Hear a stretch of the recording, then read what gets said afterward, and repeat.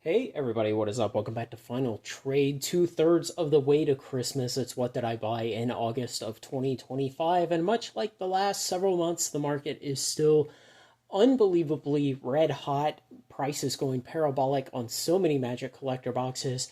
The most recent releases of Pokemon booster boxes, some of them over $300, even into the mid 300s, and the little older ones like Surging Sparks and Twilight Masquerade and things like that in the high 200s still.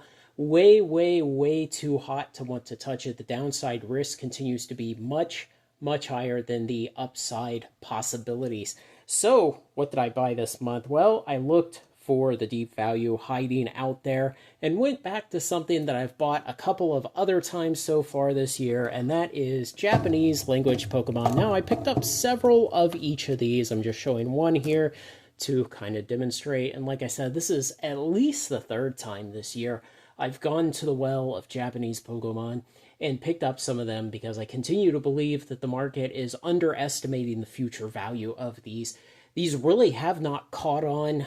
Well, they have caught on in the US. They have not caught on as greatly as the English language product has, but there are a lot of Pokemon collectors in the US who consider the Japanese language product to be the real Pokemon product, and in a way it is. You know, they'll release a couple of sets of Japanese language product, and then they curate some cards out of each of every two sets, and they turn those into the English language release. And so the Japanese language releases not only come out first, but are larger than their corresponding English language. And so for the people who would argue that the Japanese language Pokemon is the real Pokemon, those are really some good arguments to make towards it. Now, my belief is that in the future, the Japanese language product will continue to catch on greater in the US as time goes on,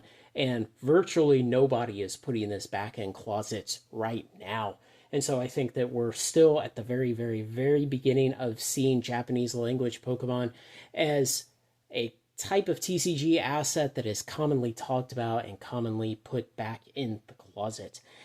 Now, I bought these earlier in the month. I paid, I don't know, somewhere around $60, $70, $80 a box, something like that. I went out there and I looked today, and man, it is nearly dried up. So we are already at the point where now even Japanese language Pokemon is drying up in the US and the prices are rising. It just tells you how unbelievably overstretched this market is. But as I warn every time I talk about it, it can go on longer. It can continue. It can keep being crazy longer and longer and longer. And so, even to the extent that we look out there and we see all the signs that the market is just groaning to continue forward at these kind of prices, at the low availability, at the ridiculous distribution, it can just keep going. So don't make any bets on it breaking at any particular point, but at some point, enough buyers will be turned off by the fact that Destined Rivals is over $300 a box, that the pre-sale prices of single booster packs of Mega Evolutions are already in the $20 to $30+ range for single booster packs of Mega Evolution. Guys, it cannot go on forever.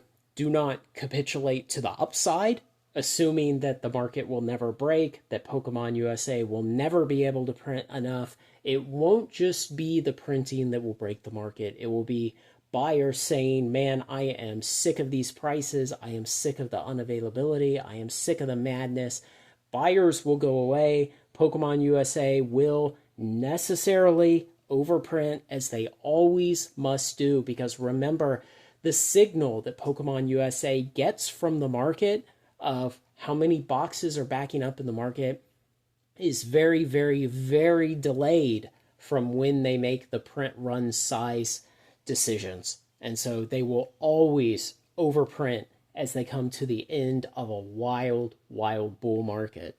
Now, on the Magic side, it's much the same thing. We're seeing just standard be wrecked in ways that, you know, we would not have even imagined standard could be wrecked compared to the way WotC has wrecked it over the last several years. Standard is in such a horrible place right now. Just between the increased number of sets, the increased rotation cycle, the size of the sets, the frequency of the sets, the price of the sets, WotC messing up with the distribution and messing up on purpose. Yes, I mean, it's not like they're accidentally making these mistakes. They are choosing to send the bulk of the reprints straight to Amazon so they can sell them directly to the end user through Amazon simply as a marketplace instead of going through the distribution and retail network. But guys, it cannot last forever. It's the same thing as the Pokemon side.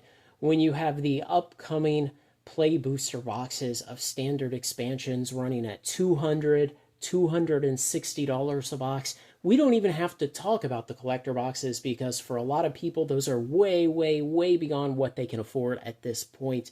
And I will give you one anecdote about it.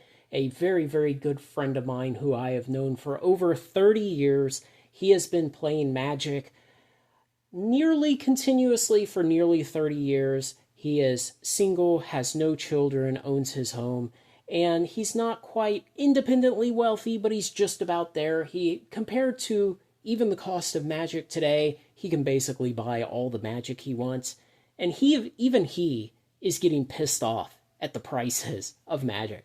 When he's looking at the Avatar Play Booster Box pre-sale prices, even he is getting pissed off at the way WotC is running things, and he is pulling back his buying, even for a person for whom money is almost not a consideration. And so you have to understand that for people to whom Magic is an escape, is a way to spend a scant amount of their precious disposable income for a hobby, for some entertainment, for something that they enjoy with their friends, those people are getting absolutely cooked by this market right now. And so at some point, the same as I predict with the Pokemon market, I will even go so far as to say the same as I know will eventually happen with the Pokemon market, the Magic market will see enough buyers turned away by the ridiculous prices, the unavailability of the product at reasonable prices, and they will go find something else that they consider to be a better value for their hobby dollars, whether that's just,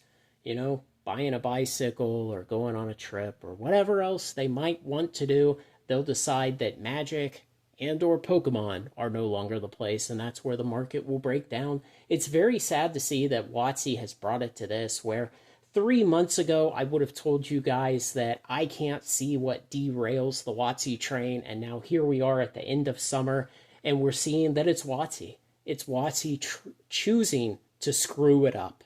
And very disheartening, but this is kind of the worst part of the market where there's aren't really many great deals out there. There's not much exciting opportunities to buy things, and you kind of wish it would go ahead and roll over. The prices would start to drop, the availability would improve, and a bit after that, you would start seeing people capitulating, asking you to buy them out, and man, you can really stack it deep for the next bull run in 18, 24, 30 months after that. So I do have some updates on the store. I will break those into a separate video in the coming days. Some good news on what is coming with that. And lastly, just one thing to show you something interesting. Modern Horizons 2. Yep, I found one of these with 13 boosters. And let's see, if I hold this, now we would normally be looking at the flat back of the box at the angle I'm holding, and you can see how much the back of that box is bulging out. I put it on my shipping scale and confirmed, yes, it is heavy by 1 booster pack. I have, let's see, this is the first Modern Horizons 2 box like this I found.